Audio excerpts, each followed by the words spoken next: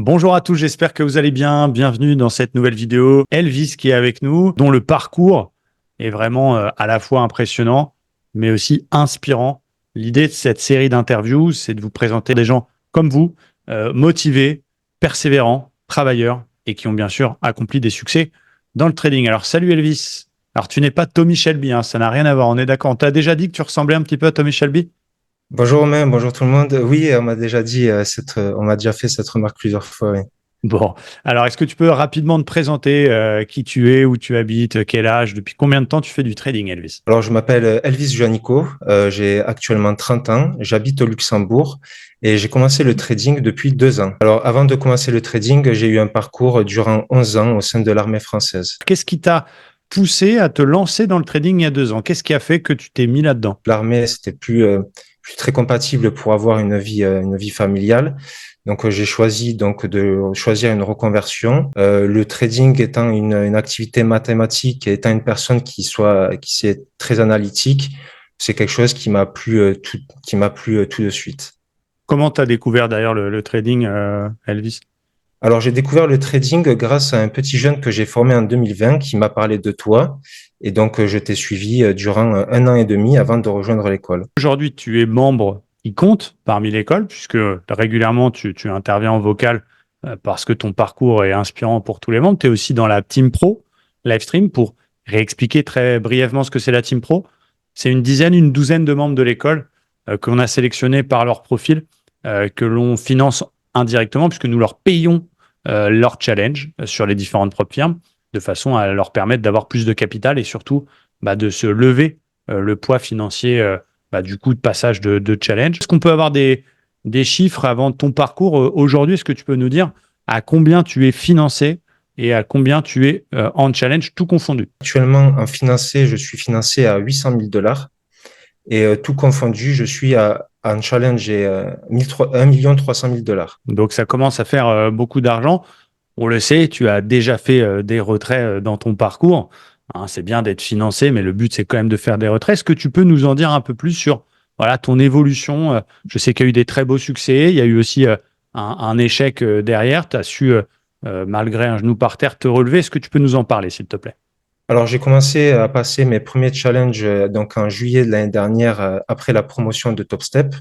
OK. Donc, j'ai eu un succès assez rapide car mes premiers challenges se sont validés quand même assez rapidement. Malheureusement, par un manque peut-être de discipline, j'ai perdu mes comptes. Sur la fin de l'année, j'ai réussi donc à remettre des choses en place justement pour me canaliser et donc garder mes comptes.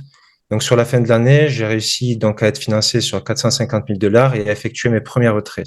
D'accord. Alors, pour résumer, pour que les gens comprennent bien, juillet de l'année dernière, tu as pris des challenges, tu as réussi à les financer, mais tu les as perdus derrière. Est-ce qu'entre-temps, tu avais déjà fait des retraits là-dessus? Je n'avais jamais fait de retrait Tu n'avais avant. pas fait de retrait, donc peut-être, sans vouloir remuer le couteau dans la plaie, un petit peu la douche froide, on arrive à faire ce qu'il faut pour être financé. Et qu'est-ce qui explique la perte de ces challenges? Est-ce que tu étais trop agressif? Est-ce que c'est une mauvaise période? Est-ce qu'il y a eu un petit tiltage? Alors j'étais un peu agressif, mais non pas seulement. Je faisais un petit peu, je pense que l'erreur tout le monde peut faire, c'est-à-dire que je prenais un stop et derrière, ben voilà, au lieu de prendre un trade à 0,33, je reprenais un trade à 0,66% afin de remonter, sauf que ça ne fonctionne pas et c'est ça qui m'a fait cramer mes comptes un peu plus vite. Voilà, ce que malheureusement beaucoup de débutants font, des gens peut-être qui, pas comme toi, mais qui ont été financés peut-être trop vite, la pression, hein, c'est là que ça commence, hein, finalement, le plus dur, de ne pas accepter une perte, d'essayer de la rattraper et badadra. Donc finalement, en fin d'année dernière, tu as réussi à récupérer, entre guillemets, des comptes financés à hauteur de 450 000 dollars, c'est ça? C'est exact, oui. Et est-ce qu'il y a eu donc retrait derrière? Et j'ai fait mon premier retrait donc en décembre. Décembre de cette, donc 2023, est-ce qu'on peut avoir le montant? J'ai fait un retrait de 5 000 dollars chez TopStep. Superbe. Donc là, première belle victoire, 5 000 dollars de retrait. Donc j'imagine que pour toi, c'est la concrétisation des efforts que tu fournis depuis maintenant plusieurs mois. Comment tu l'as vécu, ça, ce retrait? Est-ce que tu as sauté au plafond? Est-ce que pour toi, c'était juste une conséquence normale? Comment, intérieurement, est-ce que tu peux nous en parler? J'étais vraiment très heureux parce que j'ai mis énormément de temps dans le trading en termes d'apprentissage et en termes de pratique. Et donc, voilà, cette petite réussite m'a fait énormément plaisir pour moi et pour ma famille aussi qui me soutient derrière.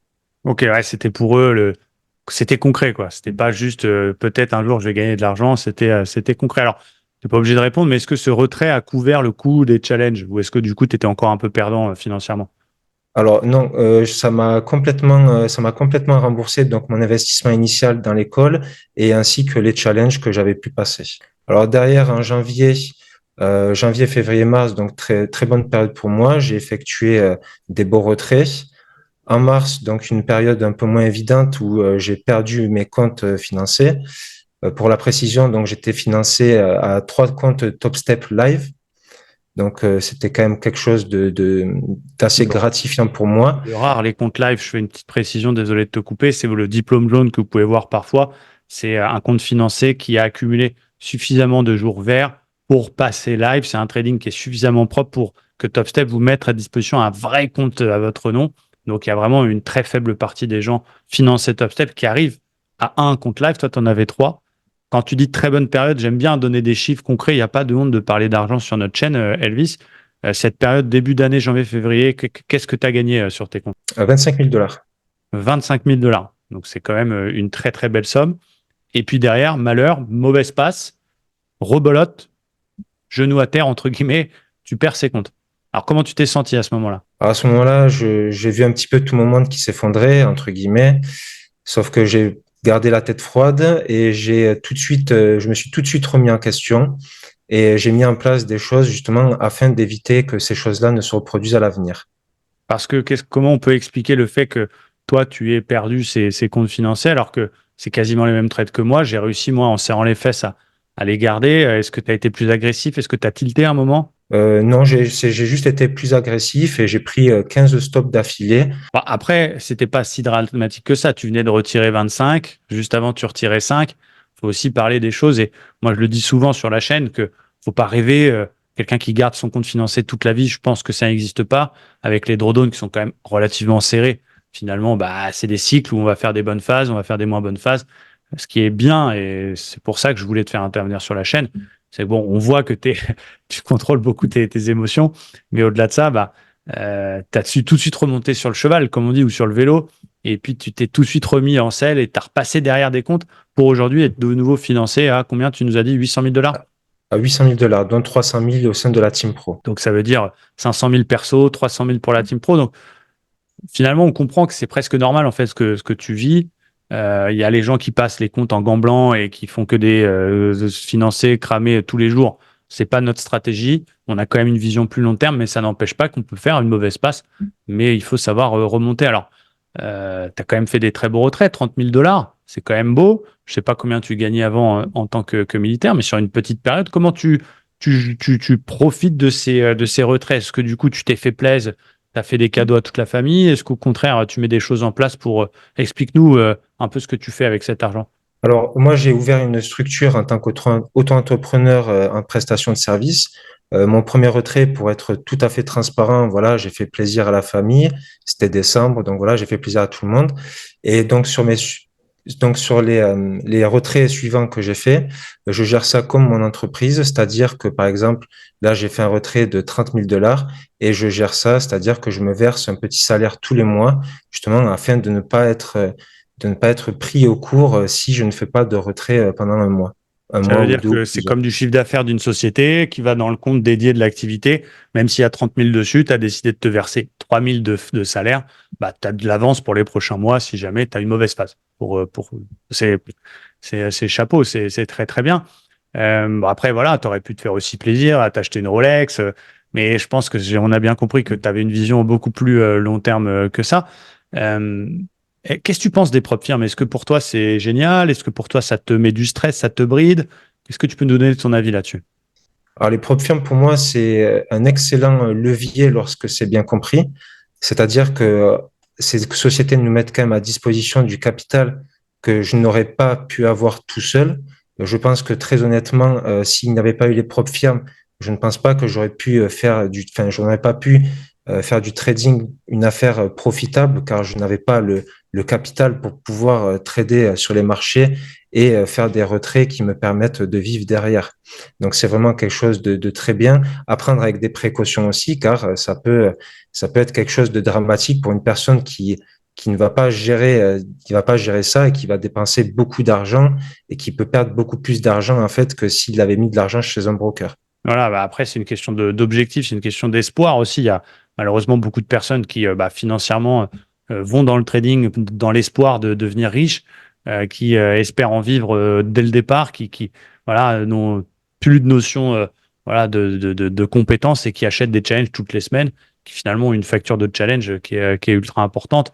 On l'a déjà vu. Donc, c'est bien d'être super motivé, d'avoir des objectifs ambitieux, mais il faut aussi être réaliste et se mettre un plan d'action, j'ai envie de dire, sur plusieurs mois pour éviter de se cramer les ailes.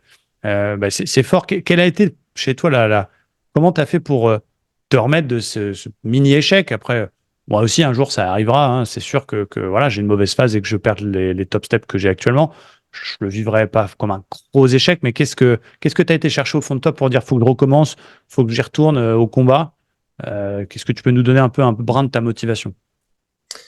Alors moi, je suis quelqu'un qui me remet énormément en question. C'est-à-dire que lors de cet échec, j'ai essayé de comprendre pourquoi j'avais fait cet échec-là et qu'est-ce que je pouvais remettre en place justement pour éviter de réêtre atteint par cet échec. Donc c'était un gros travail d'introspection sur moi-même, un gros travail de réflexion et ensuite remettre des choses en place, refaire un plan d'action justement pour repartir sur des bases saines et pouvoir justement repartir sur les chapeaux de roue, si je peux dire ça ainsi. Alors justement, ton trading, il ressemble à quoi, Elvis? Les gens vont demander qu'est-ce que tu trades? Est-ce que tu fais du day trading? Est-ce que tu fais du swing? Quel est à peu près ton type de trade idéal? Combien de trades tu vas passer à peu près par jour et par semaine? Quel risque? Est-ce que tu peux nous en dire un peu plus? Alors, je pratique le day trading sur les indices US, principalement sur le Nasdaq et le Dow Jones. En termes de risque, donc sur les futurs, je reste à des tailles de position de 0,33%. Avant, j'avais un profil qui était un peu plus agressif, c'est-à-dire que je me laissais 3 stops de marge par jour. Aujourd'hui, je suis redescendu justement en réévaluant mes objectifs et en comprenant pour avoir ma vision un peu plus long terme. Donc, j'ai revu un peu tout ça à la baisse. Donc, je trade actuellement aujourd'hui donc toujours à 0,33% de risque avec 2 stops max par jour et idéalement entre 8 à 10 trades maximum par semaine. Ok, donc ça fait à peu près, on va dire, deux trades par jour à peu près. Alors est-ce que toi, justement, quand tu as fait un beau TP mardi après-midi, est-ce que tu vas encore essayer de trader dans la même journée? Est-ce que tu arrêtes ta semaine? Comment tu gères tout ça? Alors, j'arrête ma journée, ça c'est une certitude. Je ne vais pas arrêter ma semaine car le marché, on le sait que voilà, les opportunités sont tous les jours. Si le lendemain ou le surlendemain, il va avoir une belle opportunité, je peux rentrer dedans. Cependant, je vais être beaucoup plus sélectif sur les trades que je vais prendre.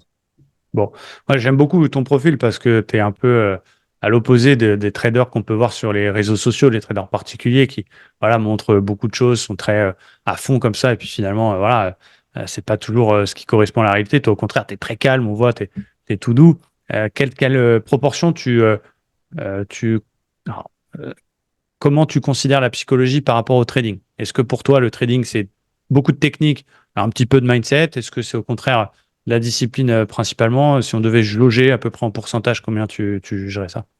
Alors pour moi, je jugerais ça plus à 80% sur la psychologie, le mindset et l'état d'esprit de la personne et 20% sur la technique, car les marchés sont fructifiés par justement par le stress que peuvent avoir les gens. Donc voilà, donc pour moi, je trouve que voilà, l'aspect psychologique dans le trading est énormément important. Et pour moi, une personne qui a envie de progresser dans le trading doit énormément travailler sur lui en termes de développement personnel, se comprendre ses émotions, gérer ses émotions, se comprendre et pour ensuite être armé, je veux dire, pour aller prendre des décisions sur les marchés. Et pour pas trader de façon agacée, comme on a pu le voir parfois, voilà, avec des membres qui pouvaient se concentrer malheureusement que sur la technique en oubliant l'aspect mindset. Qu'est-ce que tu mets en place concrètement? Ça veut dire quoi? Est-ce que tu fais du yoga? Est-ce que tu manges des graines d'oiseaux? Comment tu développes ton mindset? Est-ce que tu as mis des choses en place? Alors, moi, ce que j'ai mis en place, c'est-à-dire que je pratique la cohérence cardiaque 3 fois par jour, qui est un exercice de respiration, qui me permet justement d'être beaucoup plus zen et de prendre des décisions beaucoup plus éclairées. Je fais ensuite du sport tous les jours, énormément de sport. parce que je pense que le sport aussi, ça permet vraiment de se canaliser. Je pratique un peu de yoga de temps en temps Mais tu manges pas et, des graines d'oiseau, je suis sûr. et je mange pas des graines d'oiseau. Le yoga, bah, c'est bien. Moi, tu sais que je vous ai mis à la méditation. Donc, ça va en phase avec tout ce qu'on est en train d'évoquer, avec Nassima, avec Gaël, qui permet voilà, de découvrir un peu tout ça qui, ça peut être un peu futile pour un débutant. Il se dit, non, non, attends, moi, je me concentre sur la technique. C'est des conneries, ce qu'ils disent. Le trade, il marche ou il marche pas. Mais au contraire, je pense que c'est important d'accepter, en tout cas dans notre méthode, que tous les trades peuvent pas passer, qu'il faut tenir ceux qui passent jusqu'au 2 ou 3 au minimum. Il faut savoir pas prendre de revenge trade, savoir se canaliser. Des fois, on n'est pas loin de titer quand on a des situations agaçantes pour un stop pour rien. Quel conseil, toi, tu peux donner à un débutant, quelqu'un qui se lance comme ça dans le trading sur propre firme, qui a des beaux objectifs? D'ailleurs, tu vas nous parler aussi au début de tes objectifs, voilà, ce que tu t'es fixé pour cette année. Et puis, voilà, quel conseil tu peux donner à quelqu'un qui s'y met sérieusement, mais qui n'a pas encore atteint le niveau que tu as toi? Alors, pour commencer par rapport à mes objectifs, là, mon objectif donc de l'année 2024, c'est d'être financé pour moi, mes comptes, enfin, de tous mes comptes, d'être à 1 million de dollars à la fin de l'année 2024. Ensuite, si je peux donner un conseil donc à une personne qui va débuter dans le trading, c'est d'être patient. Parce que la patience sur les marchés financiers est quelque chose, voilà, de très important et de mettre en place des choses qui vont le protéger lui. Parce que c'est très facile de prendre une position. Cependant, c'est très dur de garder, enfin, d'élaborer son plan et de garder son plan jusqu'au bout sur les marchés. Donc, de mettre des choses en place dans sa vie, justement, pour ne pas être énervé, pour ne pas être, éviter le tilt, mettre des choses en place pour éviter les tilts et pouvoir être tout simplement zen quand on arrive devant son écran durant son match, entre guillemets, si je peux dire ça ainsi. Bon. Est-ce que toi, tu recommandes à quelqu'un d'arrêter son boulot et de se mettre à fond dans le trading pour justement aller plus vite dans l'apprentissage? Est-ce qu'au contraire, tu recommanderais plutôt de voir ça comme une possible source de revenus supplémentaires d'abord? Quelle est ta vision par rapport à ça? Alors tout d'abord, je ne conseillerais pas à quelqu'un d'arrêter son travail parce que s'il arrête son travail et qu'il n'a plus de source de revenus, ça risque d'être assez compliqué. Pourquoi pas trouver un travail, un job alimentaire, entre guillemets, au début, qui permet de pouvoir peut-être, si la personne veut trader le matin ou l'après-midi, peu importe, suivant son style de trading, d'arranger donc son emploi du temps autour de ça. Et au fur et à mesure, après, le jour où la personne fera des retraits, commencer à mettre tout cet argent de côté et pour pouvoir justement après se libérer plus de temps et s'investir à fond après dans le trading. Bon, toi, ton objectif, donc, c'est d'être financé à 1 million de dollars. Tu nous as pas parlé de gains. Voilà, tu es déjà à 30 000 dollars. Il reste encore quelques mois. C'est quoi ta barrière pour cette première année en mode full financé, ultra carré, ultra sérieux? Est-ce que tu t'es fixé un objectif de thunes, clairement? Alors pour moi, ce que j'aimerais, bien sûr, mais après c'est différent de peut-être de ce que je vais avoir. Moi, j'aimerais dépasser les 6 chiffres en termes de retrait pour cette année. Ok, donc arriver à tour de 100 000 dollars de retrait qui vs 800 000, c'est pas inatteignable. Après, il va falloir envoyer non seulement des beaux trades et puis pas tilter, effectivement.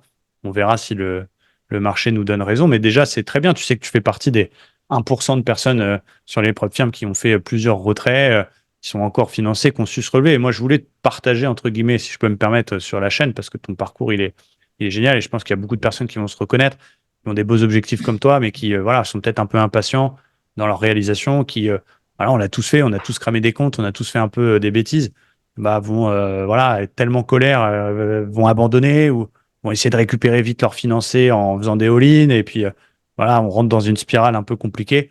Et voilà, ça arrive, quelqu'un a du succès dans un domaine, tu le sais, c'est pas quelqu'un qui a réussi du premier coup, c'est quelqu'un qui se relève quand c'est plus difficile. Voilà. Est-ce que tu veux ajouter quelque chose, Elvis, à ceux qui regardent cette vidéo? Est-ce que tu veux faire passer un mot particulier? Prenez votre temps, faites attention à vous et protégez-vous. Faites un plan d'action. Ne partez pas comme ça sur les marchés.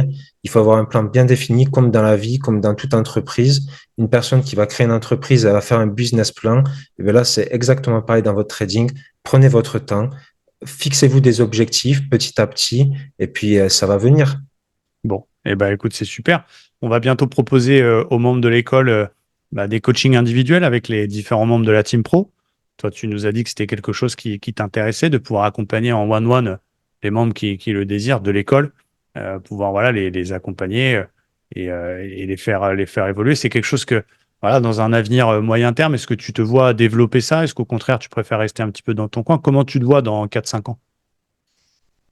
Dans 45 ans, je me vois toujours au sein de la team pro, peut-être conseiller les gens qui en ont besoin, aider les gens justement à, à mettre en place tout ce qu'il faut pour dans leur vie afin que leur trading soit profitable pour eux et les aider, les soutenir tout simplement.